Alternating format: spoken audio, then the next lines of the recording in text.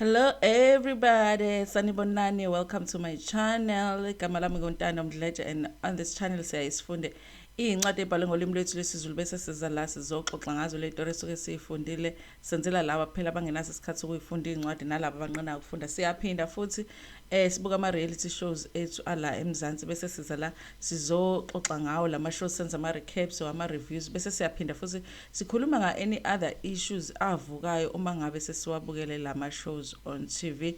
Today's video is going to be different because it's a story that a lot of YouTubers have done, but I felt like no one has taken this route that I'm going to take right now, and I felt ukuthi as i-channel yethu lana grows ukuthi kunama lessons athile that I feel ukuthi me and my viewers could learn from what has just happened to Ilokuzana in South Africa. Firstly, I just want to say condolences to umndeni wakwaShai, condolences to South African arts, because really honestly we have lost somebody that was a legend, somebody that has contributed so much to the arts in South Africa, and it's so sad. And not only is it sad, he has passed. Obviously we don't have all the information, so we don't know what happened, we don't know what was the reason and what was the cause, but we have the fact that what happened with him recently on Twitter with the video that he posted, and for that to happen just before he passes, after he has done so much good in South Africa, really is the part that makes me sad. I wish that that had not happened, but I do feel like we have lessons as South Africans to learn from it, so that all that he went through is not in vain. And if we just look at the fact that he's gone now, and we are only interested ukuthi ushone kanjani ubabshayi, then we are missing our lessons that as South Africans, and maybe it is a chance for us to learn those lessons. Firstly, the first time that I really started paying attention to Ubabshayi. Ubabshayi has been an actor for such a long time, since we were kids, some of us, and she has done so many productions. And I had seen him in different productions, either he's somebody's father or Babus Gebengu somewhere, or Tisho Tile. You know, he was such a good actor. But the first time that I really paid attention to him just as a person was one interview that I watched, and he did an interview where he admitted that he was an abuser, like he had been an abuser in his past. And I was so amazed by that interview, because being a South African, it was the first time for me seeing a man come out and say, I have abused women. And we've seen people say, I mean, there is one celebrity that has come and said, yes, I did hit a woman, and made it seem, sometimes they make it seem like because they were caught with that one, that it was just that one and it was a mistake. But for me, I was amazed by the fact that he was just taking it sort of taking responsibility and saying, no, I did hit a woman. That was my life. If you were dating me or you were married to me, for me, it was normal that if I'm upset with you, I'm going to hit you. Sometimes I'm going to hit you to feel good as a man. He talked about how his wife had become like a soccer ball to him. She would kick her like she was a soccer ball. And he talked about also his experience with abuse while growing up. And more than that, he even talked about his journey in learning how wrong it is to abuse women, and the work that he had done to move from that person or be abusive to being somebody that understands that abusing women is wrong. And not only that, he talked about how the work that he had done now to sort of be a positive contribution to other men's lives, to young boys' lives. And he had done certain projects where he teaches people about abuse. He's been on certain shows where when they need somebody to come and sort of assist almost as a counselor in terms of making men and women understand how abuse works and how wrong it is, that he's been called on those shows too. And for me, that was a big thing for South Africa, because up to even to this day, we don't have men that come out and say that and just say it's, yeah, I was an abuser, I was the biggest abuser, I was the biggest bully in my house, I was the biggest bully in my family. And really, like, gender-based, working against gender-based violence, it seemed like, or it looked like, had become really part of who Ubab Shai had become. Him being an actor and him being a positive contributor when it comes to fighting against gender-based violence, it really had become who he is. But that is for us that are very far from him. That is us that are just fans of his work. So I want to say that his family might have been having a different experience. But for me, being as far as I am from him and admiring from afar, I feel like those were the two things that he was. He was an actor and he was an activist when it comes to gender-based violence.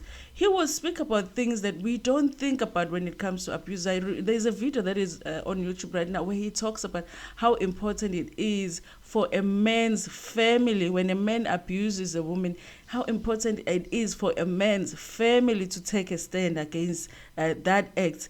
And he even says that sometimes it is important for a man's family to be the ones that actually encourages a woman to go and open a case against a woman, because he feels like it's everybody's responsibility to make sure that everybody understands that abuse is wrong. Really, honestly, I don't know, like, I feel like when it comes to gender-based violence, we have lost a mind that really was positive in that fight. I do understand that other people still feel like, listen, he was an abuser, and there are women out there who are scarred because of him, and we cannot take that away from them because that is their experience. But I'm just saying that when I look at his life, that was my experience of him, and I do understand that. And if you're a woman and you went through abuse in his hands, you might feel different. So after what happened online with him challenging Ukespa to a fight, honestly, I felt like, am I the only one who feels like this was really meant to be a joke? He might have it seemed like he was serious, but I kept watching that video and felt like, this is no Ubabsha ube joker la. Even on videos that I commented on a video Mr. Red Live, and I said the same. Listen, yes, the language was strong there, and I did feel like Ubabsha, this language, being as old as he is and being a role model, I feel like maybe it's not appropriate, the language. But I did feel like that video was a joke. But a lot of people feel like it wasn't, and maybe it wasn't. I don't know. I still feel like it was. Even watching it now, I feel like that video was a joke. But yeah, not only that, after he had received a backlash from what he had said, which was S of a B to Casper's mom, I really think that there's a lot of things that contributed to even that video coming out, because I felt like there were so many people around. There was a person taking that video, and then even when he was with his friends, if it's his friends, but he was with a group of people. I remember watching a video and just thinking, all of these people in this video, not even one of his friends is thinking, Babshai, maybe it's not a good idea for us to post this video. It doesn't sound right. But then I thought about it and I was like, yeah, but if you are somebody that is in his position, sometimes people want to sort of kiss your, and they, even if they can see that you're wrong, then they won't correct you. Maybe that was the situation. So after that video was released, obviously ubuyile ubabshayi was ukuthi uyaxolisa. I think he realized afterwards with the backlash and everything, and he could have been arrogant and just be like, I know, you know what, I was joking, man. You guys are taking this serious. But he came back and said, no, you know what, this whole thing was supposed to be fun, but it's been spoiled now by what I said. He apologized for the language that he used. Honestly, I'm not sure what Casper's response was, but as far as I know, Aiki record logut ene, he said he accepted the apology because Casper was upset about what he said, not about a challenge a fight, but what he said ngoma wake, and rightfully so. Honestly, rightfully so. But afterwards, I think everybody was just talking about leyo incidents leyo, I felt ukuthi he really ukhombisa ukuthi umuntu omdala by coming back and apologizing. But here's the thing that is really sad for me is that Ubabsha has done so much work in South Africa, so much positive work in South Africa. He has contributed so much in the arts. And then when it was time for South Africa to just give him a little bit of forgiveness, a little bit of mercy, a little bit of softness, we could have been like, you know what, Babshai, Aisuga, we understand, you were joking, or we understand you made a mistake. We just didn't do that for him. We just didn't do that for him. And the truth of the matter is that we don't know what led to his passing. And everybody has battles that they're fighting.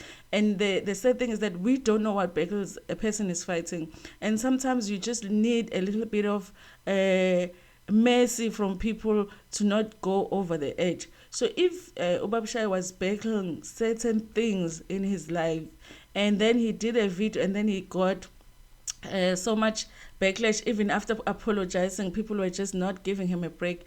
It makes sense that if someone is just right at the edge, where you could either push him that way to fall or push him the other way. I think we just pushed him the other way because we didn't really give so much thought to our comments, to our tweets, to our blogs, and we just people were just going after him. So for me, that is the sad part, that when you've given so much to a country and all you need is just mercy and all you need is just forgiveness, and that they just wouldn't give it to him. We just didn't. We didn't as South Africans. We didn't. And even us who thought it was a joke, we laughed about it because I thought he was just going to laugh it out, and then in a few months it was going to pass. But here's the thing that I want us to learn from this channel is that this channel is growing. And one of the things that I've realized as the channel grows is that you start to get a lot of like negative comments on videos and stuff, and I've had people that have removed their comments, and I've had people that I've blocked because I really want to create a community on this channel that is positive. I don't want people that are always agreeing with me because I really like it when people think differently from how I think, but I just don't want negativity because one of the things that you don't know is that you don't know what people are going through. Even for me to come wake up and take a bath and then come sit here and give you this, you don't know what I'm going through, and I might be at the edge, and you might make that comment, and then a negative comment. Yeah, people could make like 100 positive comments and then one negative comment. You will be thinking about that comment the whole day. We just need to be a little bit more kinder to each other. Think about a comment before you make it. Even when we grow so much that you get to interact with each other on the comment section, I want people to think about that you don't know when you're saying something, you're writing something as a comment, you don't know what the person that will be reading that comment is going through.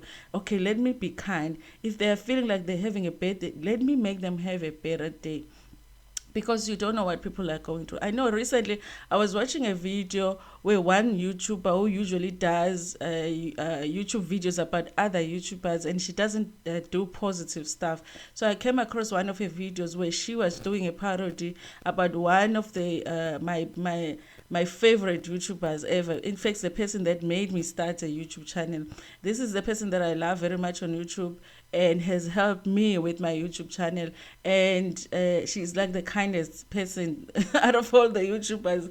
Privately, when we talk to her away from just YouTube, like she's like the best. So I love her very much on YouTube. And she was doing this parody, but the parody was just mean-spirited. Like, when somebody is mean. And I wanted to write a comment on her video because I love this person. In defense of the person that I really love on YouTube, I wanted to write a comment on her video. And then I remember that this very woman that is doing this video had done a video few months ago where she was saying that she was struggling about her mental health. She was struggling a little bit because people were she felt like she was misunderstood, and people were making comments on her videos and negative comments on her videos, and they were starting to get to her. She looked like that day she was really having a bad day, and she was really like struggling. It was more like a vlog, her video that time. So I for some reason that came to my mind, and then I thought, you know what, if anything, I don't want to be the one, because I don't know what day she's having today. I don't even know what made her do this video about this particular YouTuber that I like. Yes, I do want to defend this one person that I love, but I also don't want to be the person that pushes this person, as much as I don't like her. But I don't want to be the person that would push her over the edge in case she's going through something. Because if you just do videos that are mean spirited all the time, you must be going through something, you know. So I thought, I don't want to be that person. So I just closed the video, blocked the channel, and I moved on with my life. So sometimes we just have to make decisions like that, because we don't know what people are going through.